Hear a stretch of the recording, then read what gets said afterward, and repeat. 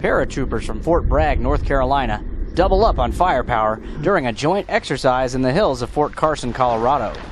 Soldiers from 1st Battalion, 505th Parachute Infantry Regiment, 3rd Brigade Combat Team, 82nd Airborne Division met with soldiers of 1st Battalion, 68th Armor Regiment, 3rd Armor Brigade Combat Team, 4th Infantry Division.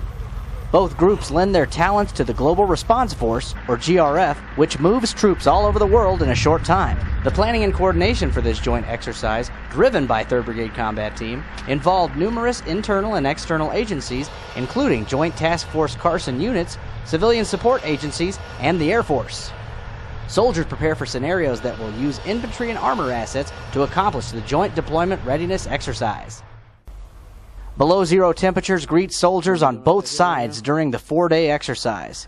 GRF missions can send soldiers to unfamiliar locations worldwide, which heightened the realism of the training.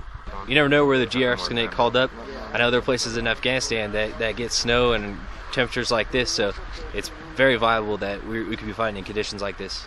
Soldiers on both sides work to understand and utilize each other's strengths and weaknesses. It gives you an idea of like how everybody's going to be operating, and if you needed to, then you could join forces. You could actually work together and know what the capabilities are and what light infantry can do and what mechanized can do for each other.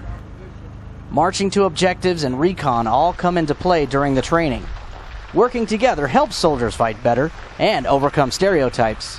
Really what we're trying to do is better integrate our GRF forces. We're integrating with 4th ID. You get the mentality sometimes in the infantry that like if they're not with you, they're against you, and we want to squash that real quick. We work with everybody. We're all one team, so the ability to work with a bunch of different programs and different guys, that's a great asset to have. Soldiers work day and night, communicating battle plans and integrating tactics into the fight. Leaders on both sides discuss battle plans while giving recommendations to their peers.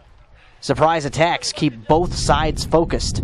Airborne soldiers react to contact from traditional infantry tactics, but soon meet with opposing mechanized infantry. Pull your cap. Controllers keep soldiers on their toes, forcing quick decisions to be made. M1A1 Abrams tanks play friend and foe as armor enters the battle. One main aspect of the Joint Deployment Readiness Exercise sees armor elements able to react and overtake enemy forces that threaten the 82nd soldiers. Bradley fighting vehicles, which lack the firepower or armor of their tank counterparts, help balance the odds, which several soldiers take to heart. Without a Bradley, pretty much the battlefield is just man to tank, and man never wins against a tank. Fort Carson soldiers share a fundamental lesson about using tanks.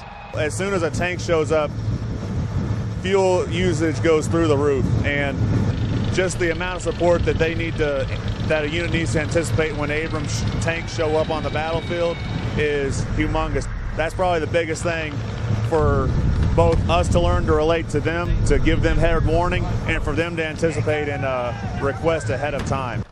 Pushing back the enemy forces sees the two sides coming together and creating a stronger and more versatile global response force, fulfilling the goals of the Joint Deployment Readiness Exercise.